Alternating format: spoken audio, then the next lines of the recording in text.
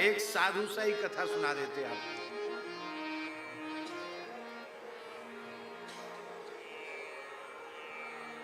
भगवान श्री राम वनवास लीला में जब चित्रकूट पधारे और कामदगिरी के ऊपर सुंदर ठाकुर जी की पर्णकुटी का निर्माण हो गया, शेष पहाड़ी पर लक्ष्मण जी विराजमान हो गए, तो प्रभु ने लखनलाल जी से कहा कि यहाँ के राजा मदगंजन बाबा हैं, तो जहाँ का मुखिया हो उनसे अनुमति लेकर के ही रहना चाहिए। तो उनसे आज्ञा ले आओ कि हम लोग कुछ दिन चित्रकूट में रह के भजन साधन करना चाहते हैं, आप आज्ञा प्रदान कीजिए। लक्ष्मण जी ने कहा सरकार जो आज्ञा। लक्ष्मण जी वहां गए महाराज जी, तो भोले बाबा, शिवस्य हृदयम विष्णु, विष्णु से हृदयम शिवा। जब राम जी का हृदय ही है तो उनसे छिपा क्या है। वो जान गए सरकार ने लखनलाल जी को क्यों भेजा। तो एक विलक्षण अवधूत दिगंबर योगी के रूप में शंकर जी ने लखनलाल जी को दर्शन दिया। अलमस्त बैठे हैं दिगंबर, कोई लंगोटी अंगोटी कुछ नहीं, जैसे यहां लोग कुंभ में नागा बाबाओं के दर्शन कर रहे हैं। बैठे अखंड भस्म रमाए हुए बैठे हैं, ध्यान मुद्रा में मदमस्त बैठे हैं।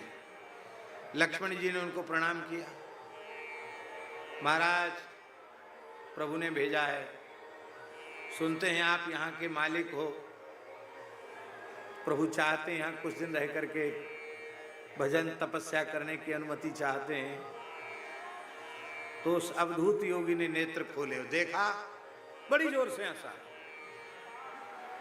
और हंस करके खड़े होकर डमरू बजा के नाचने लगे।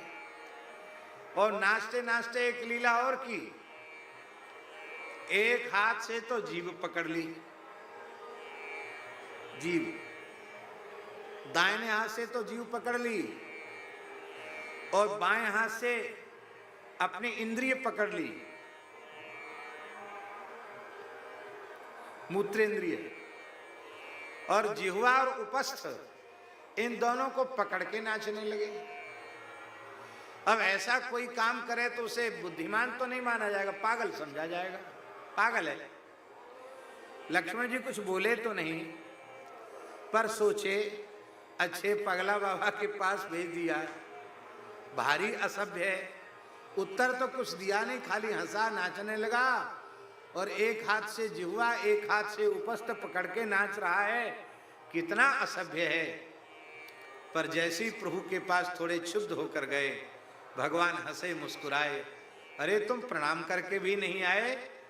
वे कोई अवधूत पागल नहीं, वे भूत भावन भगवान विश्वनाथ, चित्रकूट के क्षेत्रपाल भगवान मदगंजन महादेव थे।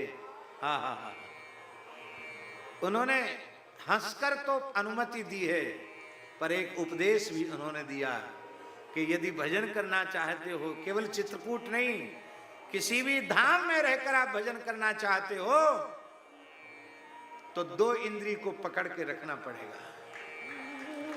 एक जिह्वा को पकड़ के रखना पड़ेगा, एक उपस्थ पर नियंत्रण करके रखना पड़ेगा। इन दो इंद्रियों पर नियंत्रण आप करके रखोगे तो हम अन्यथा नहीं कह रहे हैं, आप कहीं भी रहकर भजन करें, आपके लिए वह वृंदावन बन जाएगा, आपके लिए वह चित्रकूट बन जाएगा।